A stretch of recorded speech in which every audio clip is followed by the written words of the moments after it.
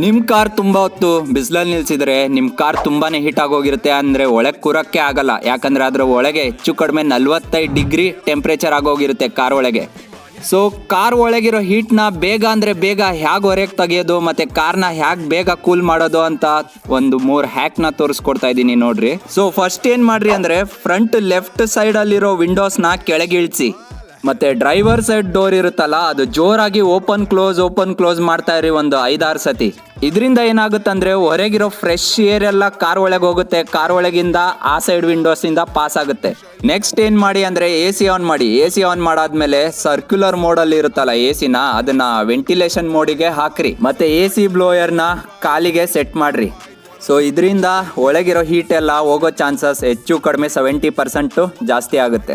So ನಿಮಗೆ ಈ video ಇಷ್ಟ ಆದರೆ ಲೈಕ್ ಮಾಡಿರಿ. Thank you.